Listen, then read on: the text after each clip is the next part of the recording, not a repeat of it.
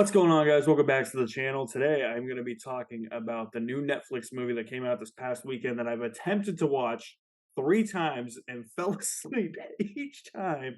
It is the sequel to 2020's Extraction, and it's Extraction 2. Extraction 2, once again, stars Chris Hemsworth as the seemingly invincible hero, Tyler Rake. Tasked with extracting a family who is at the mercy of a Georgian gangster, Tyler Rake infiltrates one of the world's deadliest prisons in order to save them. But when the extraction gets hot and the gangster dies in the heat of the battle, his equally ruthless brother tracks down Rake and his team to Sydney in order to get revenge. I'm not going to come out here and say that Extraction is like a great movie or anything. The first one was released during the pandemic, and it felt like it was one of those movies that was released during the pandemic just to give adult audiences or more mature audiences just something to watch while movie theaters were shut down. And it's kind of a shame because I wish that both this one and the first Extraction weren't released by Netflix. I wish that they were actually released by an actual major studio and put in theaters at a later date, because these movies would have been bangers in theaters. I mean, the sound design in both of them, this one in particular, is really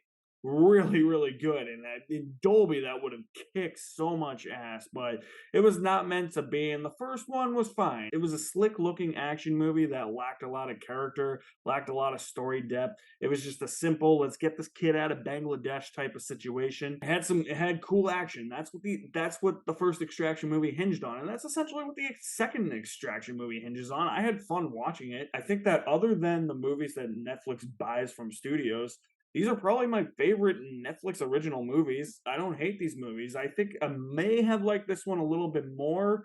I think it has a bit more style than the first one. In terms of substance, still not much there, because Tyler Rake is the only character name I remember, and it's so absurd that Hemsworth is playing a dude named Tyler Rake. Like, what the hell kind of name is that?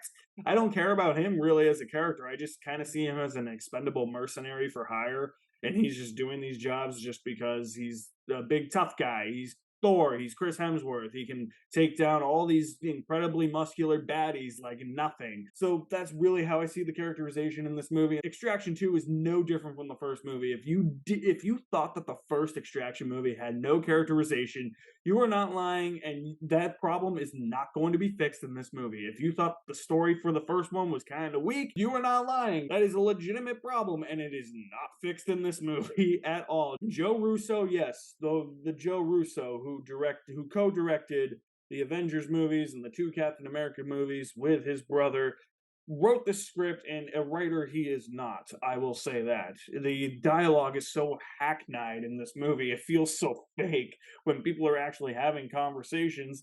But what keeps this movie going is the action and the direction by Sam Hargrave. And the Extraction movies have a very similar situation to the John Wick movies. The John Wick movies were directed by Chad Stahelski, who had a background in stunt coordination and stunt choreography, and I believe he was a stunt performer as well, and he just got fed up with Hollywood creating these action movies that were quick cutting and you couldn't see what was going on. So he wanted to make an action movie with Keanu Reeves that focused on stunts and choreography and in camera action where you could see the actor doing 90% of his own stunts. And well, lo and behold, we have the John Wick series now, and all four of those are directed by Chad Stahelski. It's kind of the same situation with the Extraction movies. Sam Hargrave had a background in stunts, and in the first one, the big talking point of the first Extraction movie was that 12-minute long action sequence that looked like one take. It definitely wasn't filmed as one take. You can tell where the edits are, even though it is edited and stitched together so seamlessly. And that's going to be the big talking point of this one as well, because there's an even longer one take action sequence in this movie, and it is by far the standout action sequence, I think, of both movies. I love that oneer in the first one, but this one is longer, around 21 minutes, and it's crazy how they were able to edit it together as a one take shot, because there are three different locations that this action sequence takes place, and it's really impressive how they pulled it off. All the action in this movie, all the sound design is so good. The guns going off, you hear like this giant echo in the background, like you probably would if you were near a gunshot. It just sounds so realistic. and it just looks so good in camera. I love seeing Chris Hemsworth do, I would assume, all of his own stunts. He is giving 110% for the stunt work. He just loves beating the shit out of these people, and it's really fun to watch. I just wish that the 21-minute oneer wasn't so early in the movie, because unfortunately, the movie peaked then, and while the action is still really fun, still in camera, brings a lot of energy to the movie, no action scene after that matched that entire 21-minute sequence. It was a really, really impressive take. I also got to give this movie credit where credit is due, because the first one was grounded a lot in realism, I feel like. There maybe were probably some moments where it branched or bordered on the line of absurdity. I think that this one has a more focused tone on, we can ground it in reality, but we can go a little bit more into the absurdity type of stuff, and it borders that line, and I'm fine with that with these movies. I mean, we're getting a third one, for Christ's sake. So I mean, like, if the third one just goes so far over the top, then fuck it, who cares? I mean, if they're this fun to watch, then I'm there. And there's been a lot of talk about Sam Hargrave, on Twitter at least, being a director for a potential Call of Duty movie if one ever gets made. I could see it. There were moments in here that did remind me of Call of Duty. Like, there's this moment where Hemsworth breaks into a shipping container and finds like a crate full of a giant machine gun. It's like discovering a secret in a Call of Duty game, you know? I just thought that the villains were weak, and I hated this one kid in this movie that's part of this family that Hemsworth has to extract from this prison, named Sandro. This kid sucked. It's not the actor. I'm not blaming the actor here. I'm blaming the characterization.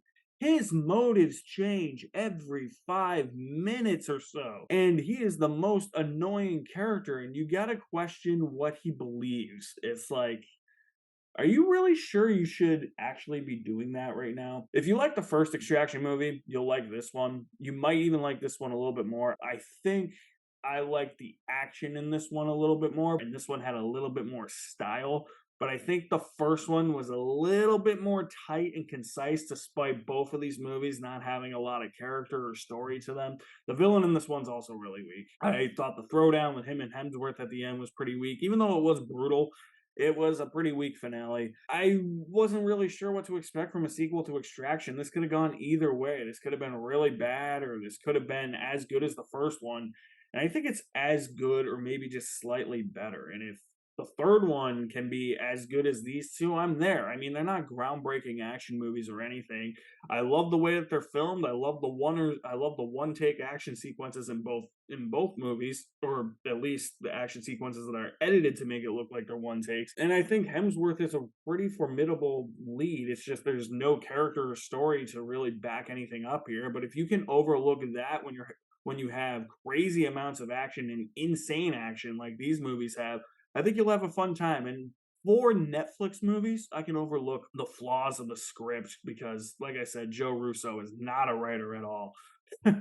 And I could just sit back, kick my feet up, and just watch Hemsworth just be a badass for 2 hours. And these movies don't overstay their welcome. That's the thing. They're both 2 hours, and I think that that's a fine runtime for movies like this. You have some kick-ass action that you never want to see end.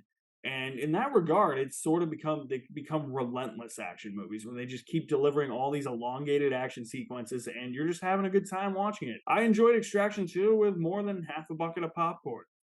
Like I said, they're not groundbreaking, but they're fun. And they're at least competently made.